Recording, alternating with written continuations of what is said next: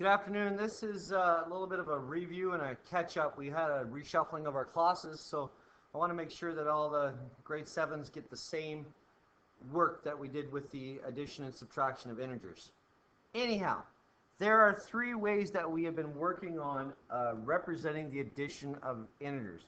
The first one is logic. The second one, and logic will be used using this little I don't know what to call it, little script up here. The second way we can represent them is with counters, and the hot and cold counters. We use red and blue to show positive and negative numbers. And lastly, the third way is we're going to represent it as on a number line. And again, we're going to use red and blue for color. We don't have to, but when we're first learning it, why not? Keeps it all in our head. It's visual. It helps with your memory. So anyhow, we're going to go through a couple examples because we're near the end of this, and I just want to make sure everyone has the same ideas. So if we have the expression 3 plus negative 6, and we want to represent it three different ways, the first way we're going to do it is logically, and that's using the script above. So what we do is we actually move past the 3 and look to here to fit with the script, and it says I am adding or subtracting. As you can see, I'm adding. And I'm adding 6 cold cubes. And therefore, my mixture is going to be colder.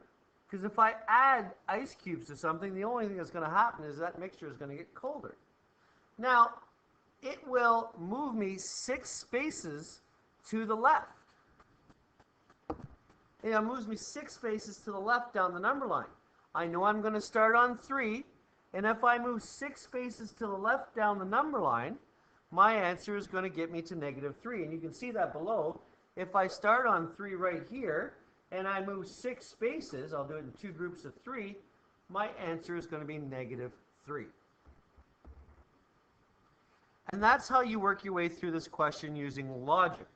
Now that's an awful lot of text, but we don't write the text down. We get that script kind of memorized in our head, and we actually will be surprised at how quickly we can move through it. Anyhow, I'm going to leave the answer of negative 3 up there because it doesn't really matter. We're just going to represent it in a few other different ways. So, anyhow, the first way is to use counters. If we're using counters, we're going to use 3 red to represent our 3 positive. And then we're going to add along 6 negative cubes. Now my negatives are going to be blue because, blue is cold. And you see that I'm lining them up beside each other because it's going to help me with my next part of what I'm going to do with this.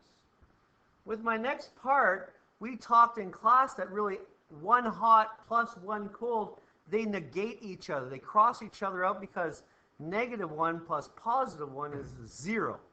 So if you put 2 of them together, it equals 0.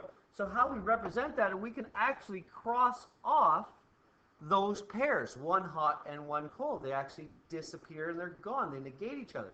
But what we're left are 3 blue ones. Each blue one represents 1 negative number or 1 cold cube. So just like above, our answer will be negative 3.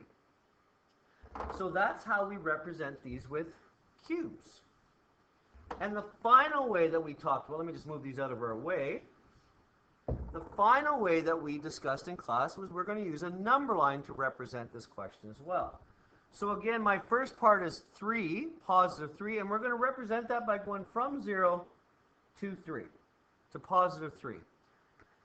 And I have to add 6 cold. I know I'm going to go 6 to the left down the number line. I'm going to represent it with blue, and I'm going to go 6 to the left. As you can see, if I move 6 to the left and I was at 3, I'm going to get the same answer of negative 3. So that's 3 different ways to show addition of integers. I'm going to do another example and then put this to bed. So in my new example, I have negative 7 plus positive 9, and I want to figure out what that is. The first way I'm going to do is I'm going to use logic. So here I go.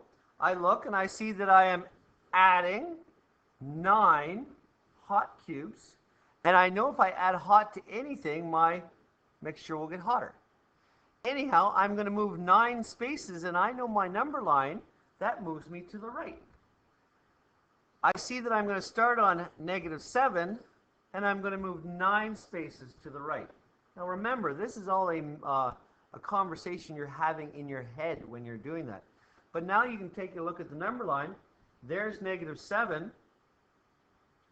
7 will get me to 0, plus 2 more will get me the 9 that I want to move.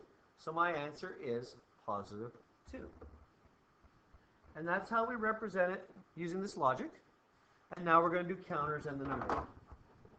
So I'll erase this.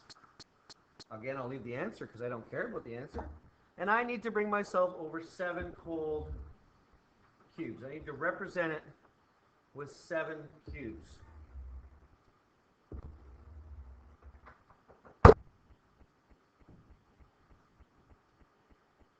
So anyhow, I got to bring 7 over. There's 5, 6, 7. And I need to add on 9 hot cubes, or positive numbers. Remember, each of these is representing one positive unit. I like putting these lined up with each other because I know I'm going to be crossing them out. I want to make sure I have enough. 1, 2, 3, 4, 5, 6, 7, 8, 9. Remember that one positive cube and one negative cube will cross each other out, and that's exactly what we're going to represent here.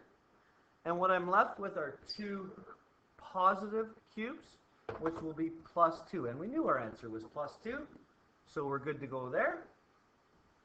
And finally, back on our number line, we're going to represent this by using blue, starting at the 0 and going all the way to -7.